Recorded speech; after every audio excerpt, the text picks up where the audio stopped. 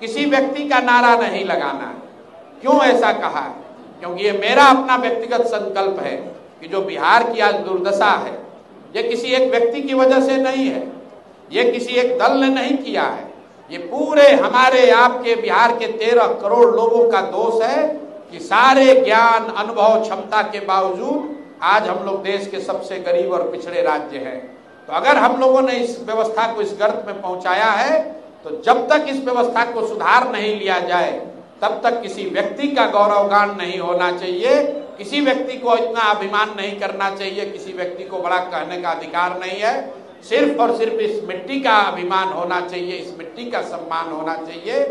जो समूह, जो व्यक्ति फिर से बिहारी को बिहारी कहे जाने को गौरव का विषय बनाएगा, नारा उसका लगना चाहिए। और जब तक वो स्थिति नहीं बनती है, तब तक हम लोग सिर्फ एक ही नारा लगाते हैं, जय बिहार, जय जय बिहार। इस बात की विवेचना होनी चाहिए कि देश के सबसे गरीब और पिछड़े राज्य बिहार में इसको सुधारने का प्रयास होना चाहिए कि नहीं होना चाहिए।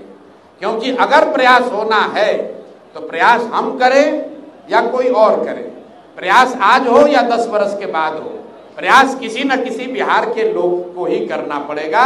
इसलिए जो साथी भी इसमें जुड़ रहे हैं, इसमें कंधा लगा रहे हैं, वो इतिहास और जन स्वराज परिवार, बिहार के लोग उनको याद रखेंगे। अगर हम लोग को सफलता न भी मिली तो मैं हमेशा कहता हूँ कि हम लोग महाभारत में चक्रव्यूह की कहानी पढ़ते हैं, सुनते हैं कथा कि अभिमन्यु चक्रव्यूह भेद नहीं पाए।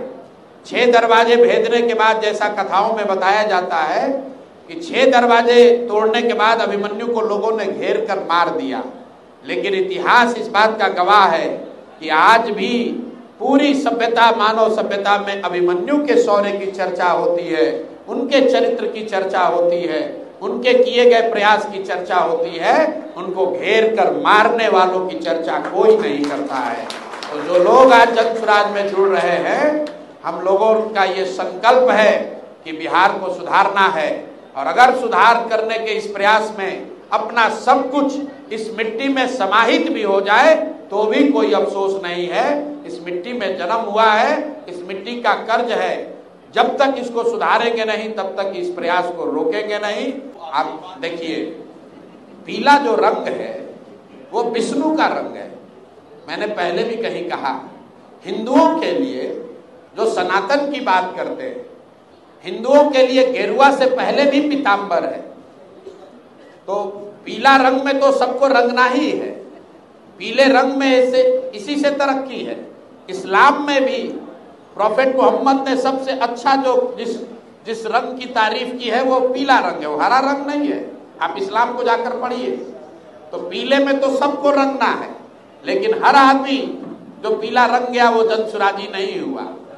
हर चमकता हुआ पीला चीज सोना नहीं है। इसी तरह जिसको टोपी पहनना है पहने, गमछा ओढ़ना है ओढ़े। जो विचार से पीला है, जो विचार से पीतांबर की भावना को मानता है, जो विचार से बिहार के सुधार में जुड़ा है, वो पीला है, वो जनसुराजी है। वैसे आपको मैं बता दूं कि अब नीतीश कुमार अपना एक रथ बनाए हैं, वो भी जनसुराज का पीला ही है।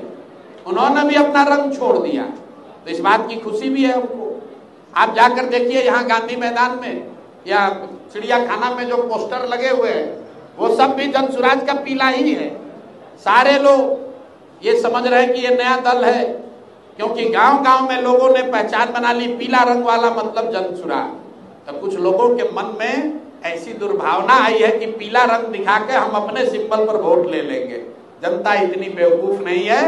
जैसे उसको पीला रंग पता चला है, जनसुराज का नाम पता चला है, उसको ये भी पता चल जाएगा कि जनसुराज का चुनाव चिन्ह स्कूल का बस्ता है।